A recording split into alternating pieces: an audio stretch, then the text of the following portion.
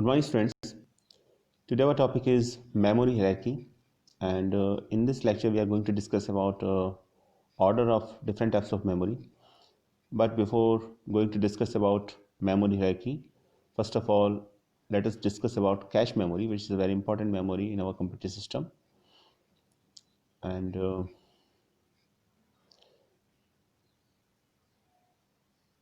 without this, the memory hierarchy is incomplete. So here we discuss here to understand the concept of memory hierarchy. Cache memory, actually it is pronounced as cache memory, written as cache, cache. So cache memory, pronounced as cache, is basically a block of high memory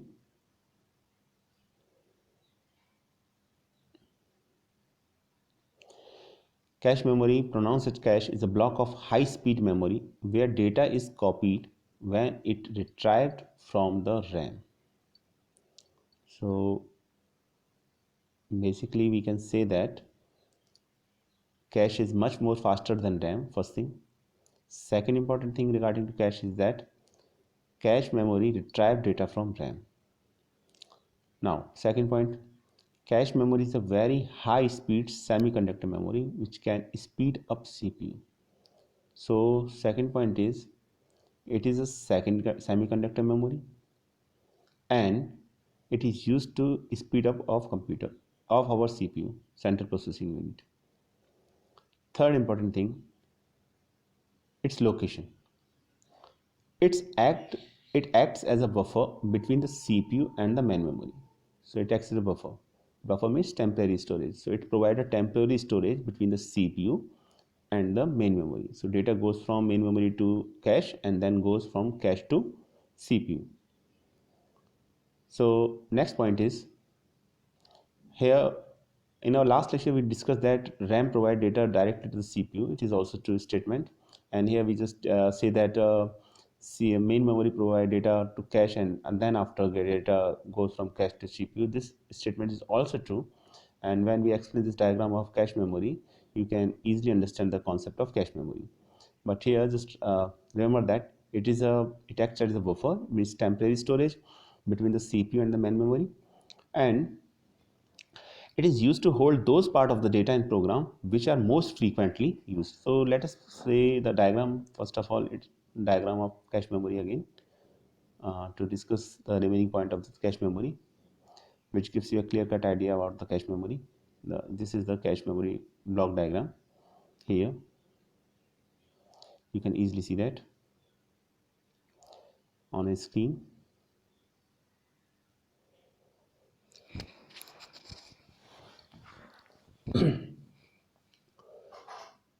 This is the diagram of cache memory. Let us make diagram more large. So this is a cache memory diagram, block diagram cache memory. You can easily see that secondary memory data goes from secondary memory to primary memory, and after that there is a buffer memory between the primary memory and the CPU, and this buffer memory is called the cache memory. You can easily see that primary data goes from the primary memory to this cache memory and then from cache memory to CPU, and second important thing, data goes from primary memory to CPU directly.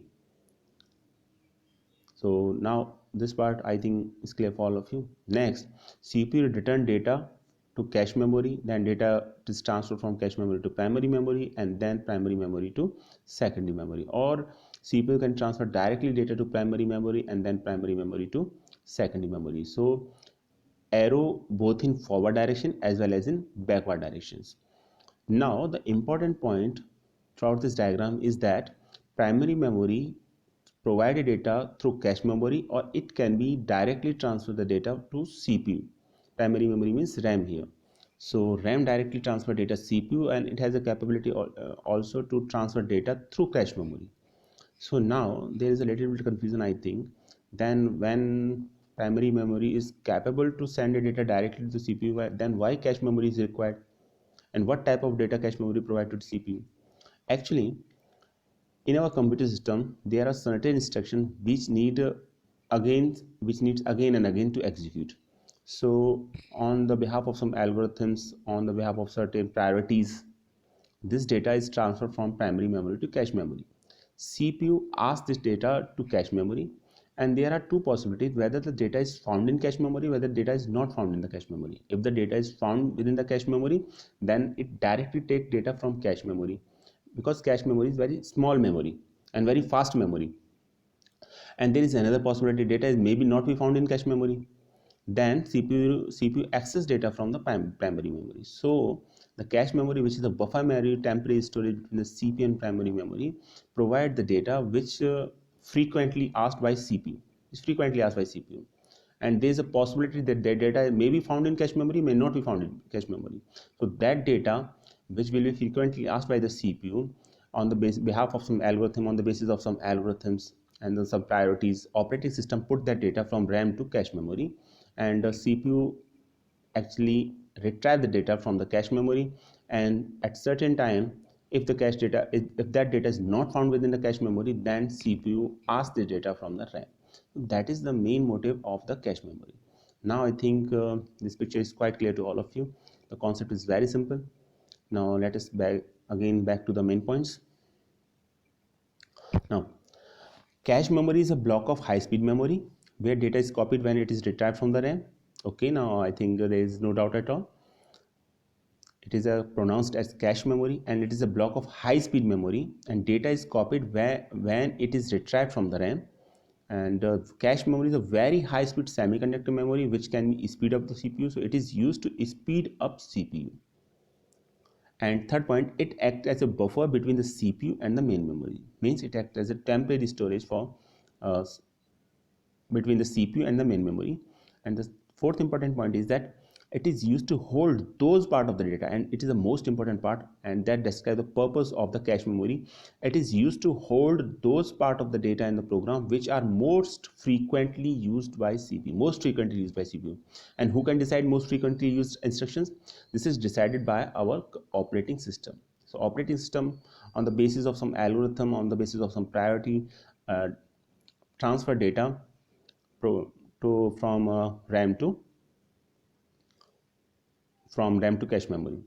And the part of the data in the program are transferred from disk to cache memory by operating system, from where CPU can access them. So this point is described again in this point number 5, that the part of the data in program are transferred from the disk to cache memory by operating system. So operating system actually decide that which part of the data goes from RAM to cache memory, and which is frequently asked data, which data is frequently asked or asked again and again by CPU.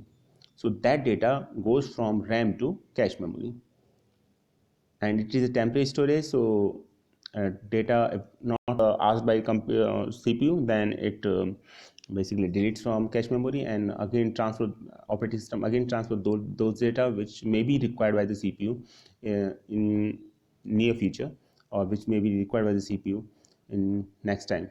So next, this storage of key instructions enables a performance improvement in the processor. So what happens to use the cache memory? Actually, it increase the performance of the CPU, because cache is a very fast memory, and when CPU retrieve the data from cache memory, it speeds up our computer system, because to receive data from RAM it takes much more time in comparison to cache memory. And Intel processor incorporates level 1 L1 and level 2 L2 cache. Now there are two types of cache memory in our computer system. So types of cache memory is also there, level 1 and level 2, and we can find it in Intel processor, which are the most important processor used in our computer system. Most of the computer system use Intel processor. So L1 cache and L2 cache. So there are two types of cache memory here. So now, if I want to summarize this cache memory, then there are few important points. First of all, it is a buffer between the main memory and the CPU. First and most important point, it is acts as a buffer between the CPU and the main memory. Second important thing, only those instruction and data goes from primary memory to CPU which are frequently asked by the CPU, not whole data, because size of cache memory is much more lesser than the size of the RAM. So whole data cannot be transferred from the RAM to cache memory. Only certain type of data are transferred from cache memory to only from RAM to cache memory, and this is the data which is asked frequently by the computer system or by the CPU. So only those data, and who decide that data is important or not, or which data goes from RAM to cache memory, it is decided by our operating system on the basis of some algorithm, on the basis of some priority. Operating system decide whether the data goes to cache memory or whether not goes to cache memory. Next, there are two possibilities that CPU found the data in cache, or it may not found the data into cache memory. So if it found the data from cache memory, it just retrieve the data from cache memory. If it not found in cache memory, then it just retrieve the data from random access memory. So these are the last important point. There are two types of cache memory, L1 cache and L2 cache, and this is a diagram of cache memory in motherboard. Computer motherboard is an electronic circuit, provide all necessary circuits and which interconnect different types of parts of computer system. And concept of motherboard and the working of motherboard we will describe in our next lecture. But here there are some few important things which are important to describe the functionality of a cache memory.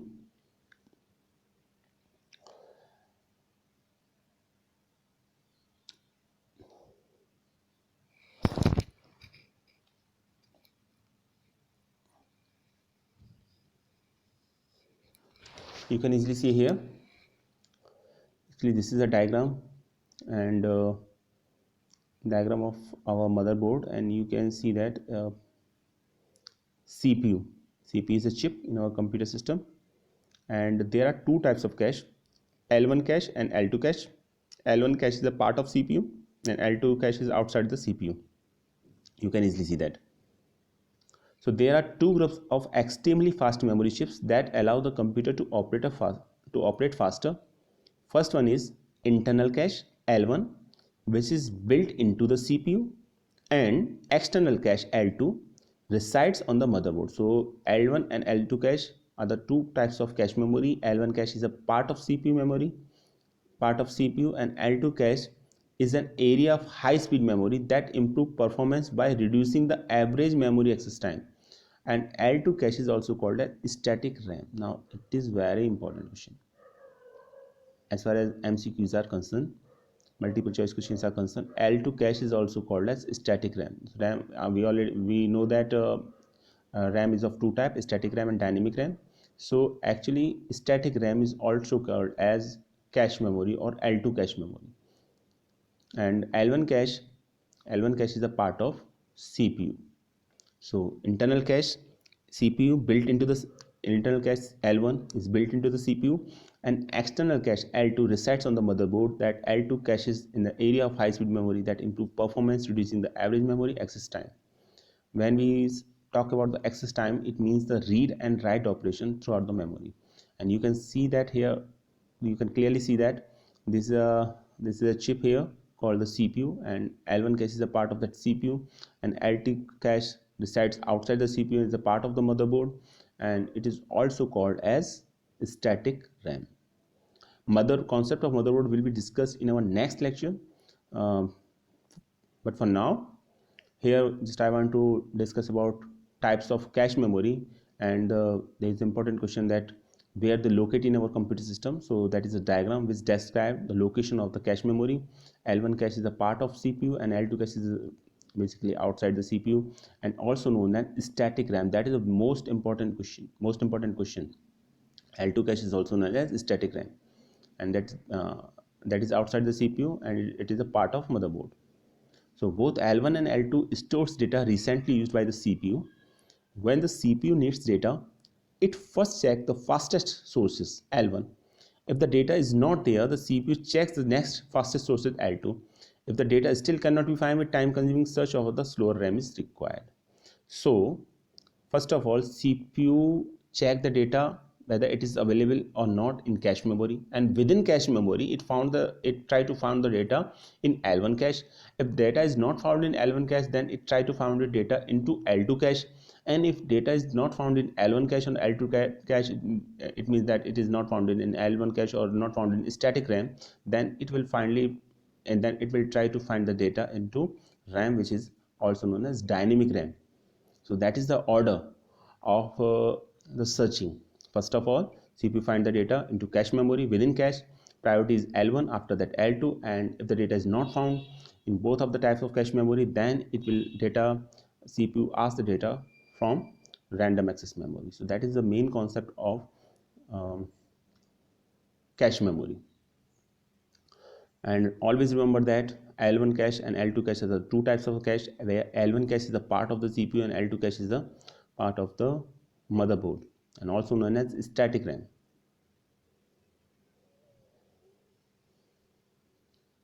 Now again the diagram again. Now I think the concept is quite clear to all of you. I repeat it again. Data goes from secondary memory to primary memory, and primary memory to cache memory.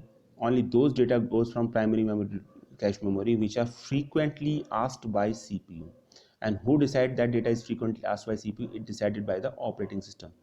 So after cache memory, data goes from cache memory to the CPU, and CPU perform different operations and send back data back to the cache memory, or it may be directly sent back to the RAM. And after that, here primary memory means RAM, and then especially dynamic RAM, and then data goes from primary memory to secondary memory again and again.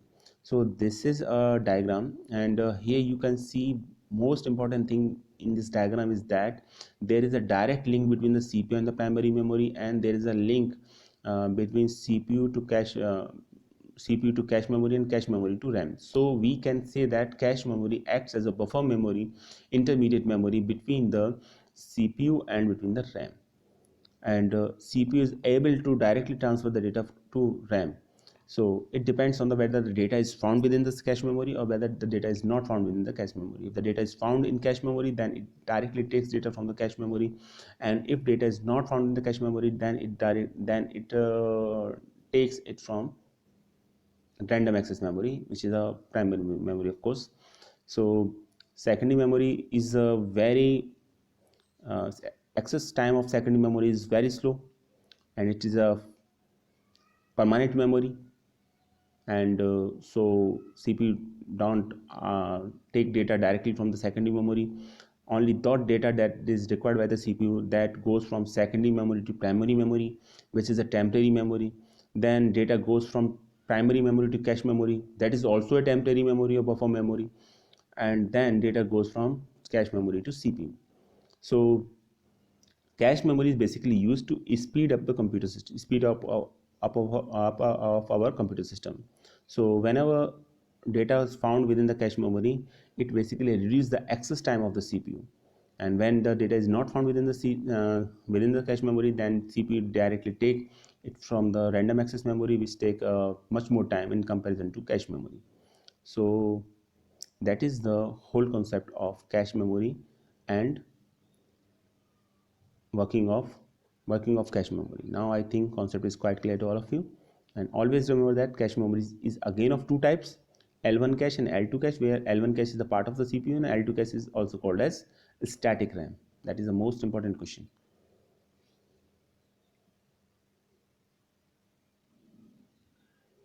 Now, performance of cache memory. How can we find out the performance of cache memory?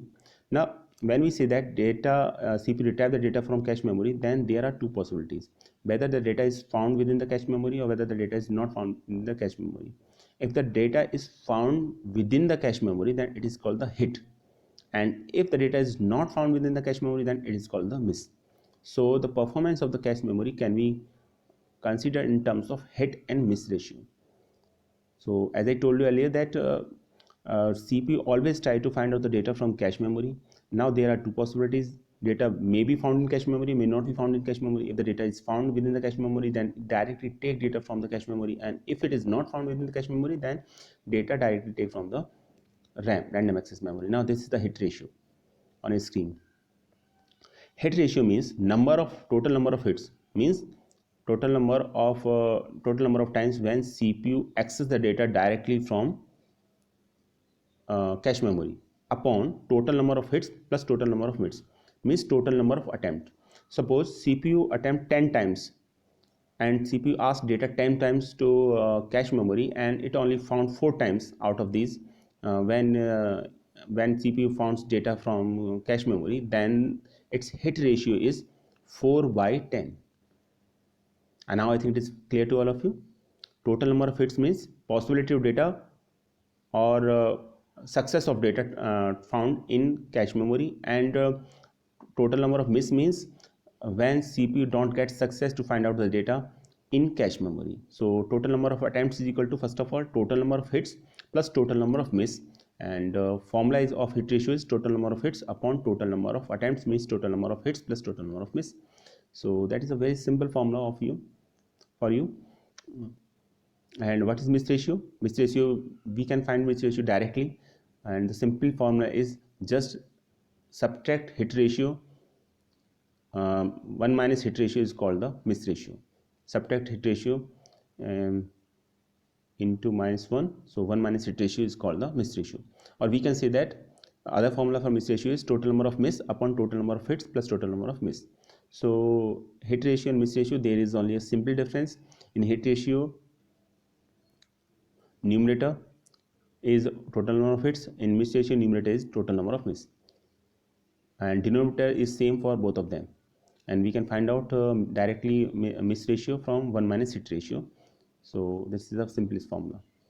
Or if we have if there is a question in which miss ratio is given, suppose miss ratio is 0.4 and you have to find out what is the hit ratio of cache memory, then just directly count it by subtracting it from 1. So 1 minus 0.4 is equal to 0.6.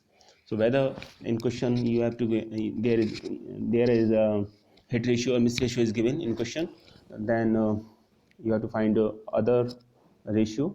Hit ratio is given, then to find out the miss ratio, just directly subtract it from miss ratio, and if miss ratio is given, then directly subtract it from 1 minus hit ratio. So it is very simple, or you can find out by simply giving the formula here. So again, now there are two questions. Suppose in a question it is given that hit ratio of a cache memory is 0.6, then what is the miss ratio? Then to calculate miss ratio, it is simply to calculate miss ratio by subtracting it into 1. So 1 minus 0.6 is equal to 0.4, that is the miss ratio. So so we can say that hit ratio plus miss ratio is always equal to 1. So there are two formulas. If you have to find miss ratio and hit ratio is given, then it is also possible. And if there are total number of hits, count and total number of attempts are given there, then you can easily count the hit ratio by applying the formula total number of hits upon total number of attempts, means total number of hits plus total number of miss. So this is a very simple numerical, and maybe asked in your examination. Now advantage and disadvantage of cache memory. So the advantage of cache memory is as follows. Cache memory is faster than main memory. That's why it acts as a buffer between CPU and the RAM or main memory, and it consumes less access time as compared to main memory. So access time means read-write operations is performed much more faster operation as compared to main memory, means RAM, and it store the program and it stored the programs that can be executed within a short period of time. And it stored the program that can be executed within a short period of time and store data for temporary use. So it is a temporary memory. It acts as a buffer between CPU and the main memory. And as far as disadvantages are concerned, cache memory has limited capacity and it is very much expensive. So that is the main disadvantage of this.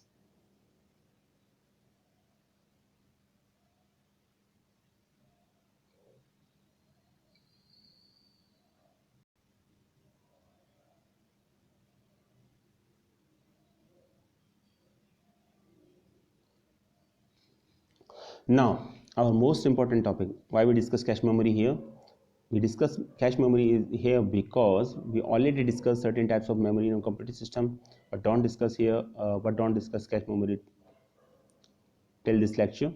So there are, now we know different types of memory, and there is a question which is in our mind, that which memory is the fastest memory, or which memory is the smallest memory, which memory has biggest size. So these types of questions are raised in our mind.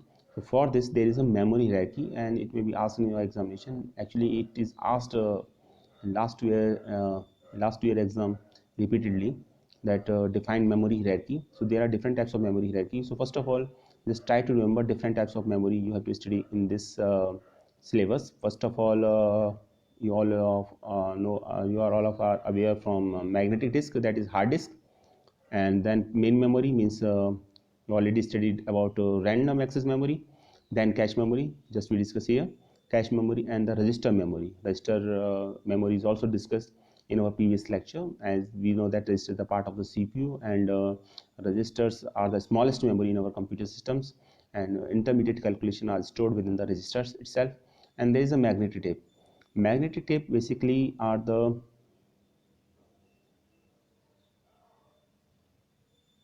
wait a minute, let us talk about magnetic tape. What is magnetic tape?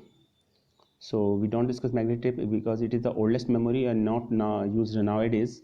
And before hard disk, they are used for a computer system for secondary storage. And this in magnetic tape, only one side is of the ribbon is used for the storing data, and they looks like the old cassette for used for playing songs. That is the magnetic disk. And storage capacity is much more higher than the hard disk, and it is also a magnetic memory like hard disk. And it is a sequential memory. It means that data is stored one after another position continuously, and data is stored continuously in magnetic tape. We cannot put data anywhere in the magnetic memory. And read and write data, and we perform read and write data because of, okay,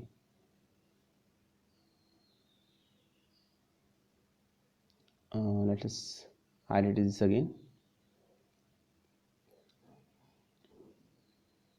So this is the oldest memory, and access time is much more slower as compared to the hard disk. And sequential access is there. It means data is read one after another. And the width of the ribbon varies from 4 millimeter to 1 inch, and it has storage capability of 100 megabytes to 200 gigabytes. So storage capacity of magnetic tape is also much more higher. Now let us again back to the memory hierarchy. Now I think all of you are very much aware to all these types of memories, and these are the orders of memory. When you read memory from top to bottom, then size will increase, and when you just read uh, this hierarchy from bottom to top, or then uh, increase size is decreases, or increase size is decrease, and speed is also increase. So we can say that now from this memory hierarchy certain things should be clear. First of all, magnetic tape has the highest size. After that, magnetic disk is much more lesser size than magnetic tape. Main memory is less size than magnetic disk. Cache memory is less size than main memory, and register memory is the smallest memory in our computer system. And for access time is concerned, access time means read write operations can be performed much slower as compared to other memory. Magnetic disk is access time is much more greater than magnetic tape.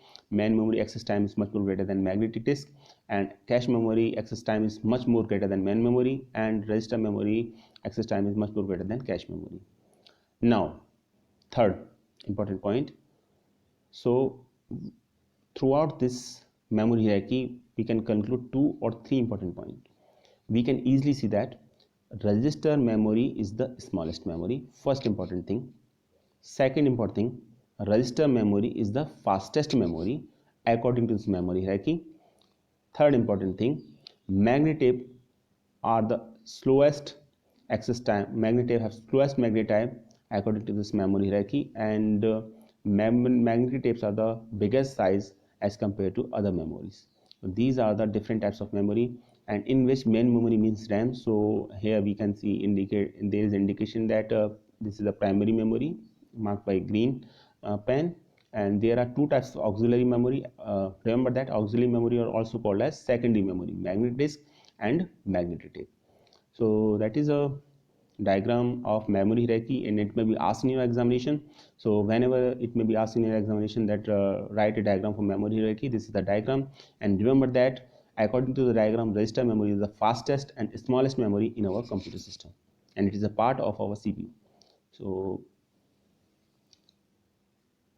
that's it. I think now the concept is very much clear to all of you. Thanks for watching this video.